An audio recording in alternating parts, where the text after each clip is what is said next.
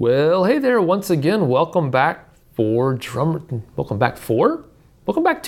Daily. Welcome back for another rousing edition of Drummer Daily. There we go. That's what I wanted to get to.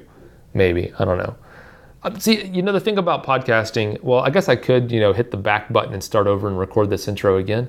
That's not my style though. What's funny though is that when I record drums, I'll do that a million times. I'll go back and start over again if it's not just right. But it's just me and you today. We're just hanging out. So I'm cool with that. I'm cool with saying weird stuff that I don't even understand. I hope you appreciate that about me, that I'm not going to do any starts and stops with this thing. I'm just going to talk to you as it comes out, for better or for worse. But hey, this is episode number 143. And I do want to thank you for joining me. And like I mentioned yesterday, we are going to jump back in to more listener questions. And today's question comes from Samuele. And he said, I've always dreamed to take my passion, playing drums, and make it a job. But I never understood how I could live from that. I mean, what's the way to get money by playing the drums? And that is an excellent question, and there is a lot to unpack there. But Samuele, I do want to say that I think that for the sake of this podcast, I want to answer this in a couple of specific ways that will hopefully help. Now, most drummers who make money playing drums, and I'm going to say most, and by most I mean 99.5%. I would say 100%, but I actually just don't know. There's probably some 0.5% out there that's found some other way to make money playing drums that I haven't thought of. But almost every drummer makes money playing. They make money by either playing live, playing for an artist, or playing for theater, or playing something, going out and playing gigs, or they do it by recording. Whether they are recording a studio drummer and they live in a city that has a bunch of studios and they get hired to come play for other people and record, or they do it remote, which is becoming more and more popular all the time. In fact, that is what I do. I do a lot of remote recording now from my home studio, and I do a little bit of studio recording around town. I live in Nashville, Tennessee, so there's a good bit of recording to be done around here. And then I also do. In the past, I have traveled a lot as a touring drummer as well.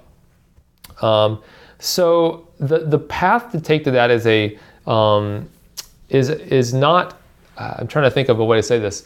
I actually had a question. I emailed with a guy a while ago about the way that I teach people to tune snare drums, and he said, "Hey, because what I teach a lot about snare drum tuning, and this, I promise you, this has something to do with making money as a drummer.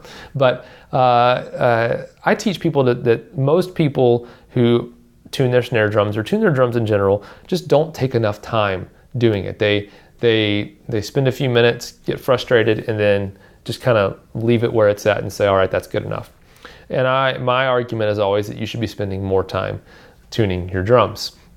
And he wrote back and said, "Hey, I feel like you're confusing people. Shouldn't we be teaching people that it's not that hard to tune drums? Because it's not that hard to tune drums." My response basically was, it's actually not hard to tune a drum. I agree. It's pretty simple. The process is pretty simple, but it doesn't mean that it's short. It doesn't mean that you should spend 5 minutes doing it. Now, I probably can tune a drum in 10 minutes or so. I can tune a drum pretty fast from scratch and get it to a pretty good spot. But that's only because I've been doing the long process for so long. I kind of have shortened it down into a shorter process. But for most people who don't ever approach it with any process, at first it needs to take longer. Most students that I've taught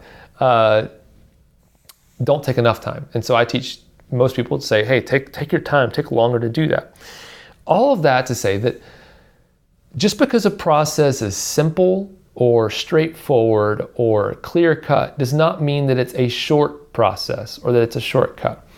And so Also, I don't think there are a ton of secrets as far as making money playing drums, but I do want to say that the process of making money playing drums or becoming a professional drummer is not hard from a understanding standpoint, and it's not complicated. It's pretty straightforward, and there's not a lot of shortcuts. But it doesn't mean that it's going to be quick. So I think a lot of people who think that becoming a professional drummer is hard don't believe in the discipline it takes to continually show up and be determined and persevere and keep trying and keep going, keep pushing forward without being desperate, but trusting the process, basically. So a lot of people think that becoming a professional drummer is hard because they don't see immediate progress and immediate results, so they think that it's hard. And really the idea is you just got to keep showing up. So how do you make money as a drummer? Well, you got to start small, and you got to start with what you have in front of you. So I will tell you that 90%, maybe a little less, of what I do as a drummer comes from people that I know, whether it's business, music business contacts, or just friends that I have that also happen to play music or like music or produce music or do something with music. That's where it comes from. So my first piece of direction to you would be, if you don't know anybody else who plays music, you got to find a way to get to know people who play music. The second thing is, do people who can hire you as a drummer, do they know that you play music? And that might be as simple as social media. Are you putting yourself out there as a drummer and showing others that you do play drums? Are you putting yourself out there in a way that is an accurate representation of yourself as a drummer, but also is something that you're proud of? Those are the first places to start. You gotta know people who play music in some way, and you gotta make sure the people who can hire you know that you play drums. And there's other ways to do that, but those are the first steps. And then from there, it's just a matter of being available, making sure that people think of you when they think of drummers, especially certain styles of drumming or certain styles of playing. I know that we just recently did an episode of the podcast all about defining your sound and how that may or may not pigeonhole you into only being able to play certain types of music or getting hired for certain types of gigs. If you haven't listened to that episode, I would suggest you go back and listen to that episode after this one as well. It's recent. I believe it's like episode 140 or 141. Pretty recent. Anyway, I would recommend you listen to that because you've got to define your sound as well, and I do think that's important. But the big thing is you just got to start taking the next step.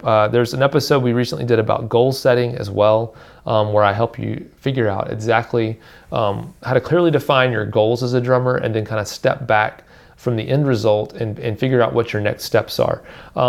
But one thing I can tell you is that if you're just sitting at home playing drums and not doing anything to put yourself out there in any way, you're not going to make progress. No one ever came to me without knowing that I played drums and just said, "Hey, do you happen to play drums and would you like a gig?" That just doesn't happen. So you got to start taking steps. And also know that the internet's a beautiful place for drummers, and that there's a lot of opportunity that's not just in your backyard where you live. There's opportunity all over the place. So I hope that helps. I can't be too specific because everyone's path is so different. But Rio, I hope that helped, or sorry, Samuel, that's whose question I'm answering today. I hope that helps you out a little bit wherever you're at. That's a wonderful question. Thanks for asking. And thanks you guys for listening. If you'd like to ask your question and have it answered on the podcast, send me an email, daniel@danielhadaway.com, or go to danielhadaway.com, and there is a place there to contact me and ask a question. I love answering these questions for you. And thanks a lot for listening today to Drummer Daily, and we'll talk again real soon. Bye for now.